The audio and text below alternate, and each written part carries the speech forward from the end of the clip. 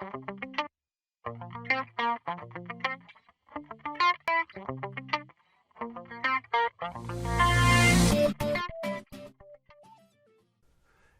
everyone. Google made an announcement about 3 weeks ago that Google Keep was going to be integrated in as a core service to the G Suite. That means it will be supported and integrated with all of the other applications that you're familiar with, like Google Docs, Google Slides, and Google Sheets. Today I'm going to show you how to integrate Google Keep with Google Docs to help students fill out reading organizers in their literacy classroom. Today we're going to be taking a look at one of the third grade organizers. It looks like this. It's got wow words, a couple thick questions, a STEM response, and a prediction. Now I pulled this organizer out of the third grade curriculum and recreated it in Google Docs.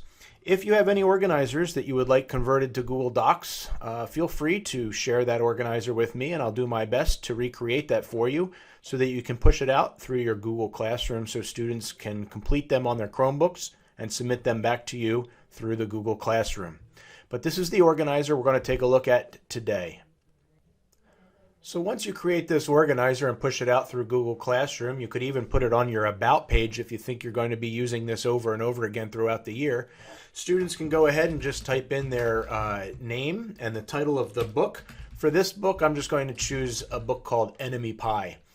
Then I'm going to put the date and what chapter or pages am I working on. I'll be working on pages, let's say 1 through 10.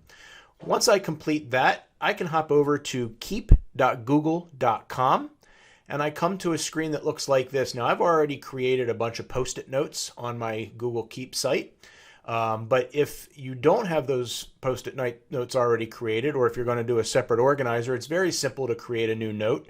Up here it says take a note. All I do is click in there. I click where it says title, and I can just type in the title of that note. I can click on the color palette and I can change the color, and I hit done, and you can see here it adds that post-it note right to my main screen. Another thing you want to look for here is there's a little pin button. If I click the pin button, that's going to keep that post-it note at the top of my screen at all times. Unrelated to what I'm going to be sharing today, I do want to let you know that you can create checklists. So if you have students who need to create a checklist for, say, their social book clubs, you can actually have them type in read, text, answer, questions, and submit work. And if you wanted to, you can have that create as a checkbox, hit done, and then as students complete their work, all they have to do is check it off, and it helps keep them organized. So if you have tasks that they have to do every single day, or for guided reading, you want to have a set of tasks that they complete, you can have them pin it to the top, and they can go through and they check off as they complete the work. When they're done for the day, they can just uncheck everything and it'll be there for tomorrow as well. So that's just a little organizational tip that you can have for your students.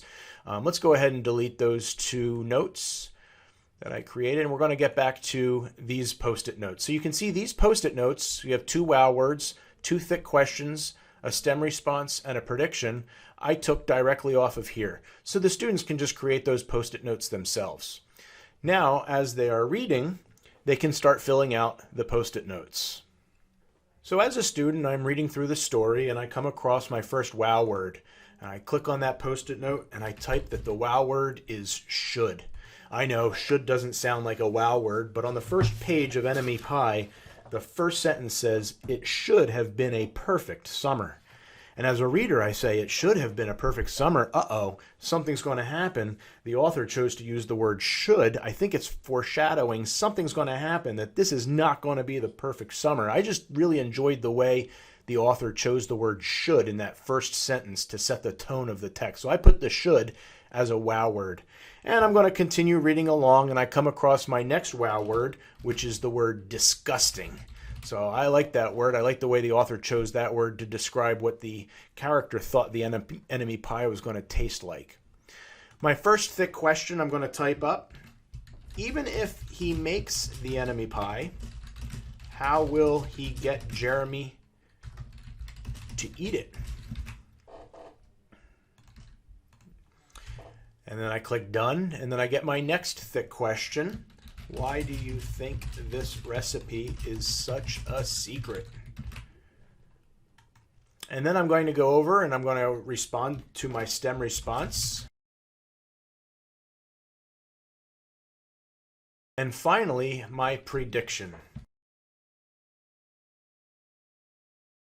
So I've completed my Post-it notes for the organizer. Now, the beauty of having the Google Keep as part of the G Suite, I come back over to my Google Doc, this form that I have to complete.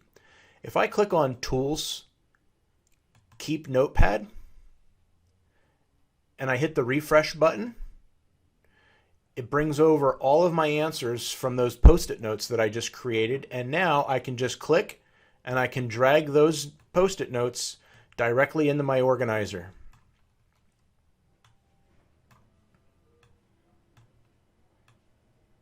Once I complete that, I can go ahead and submit my assignment back to the teacher through Google Classroom, and I am done.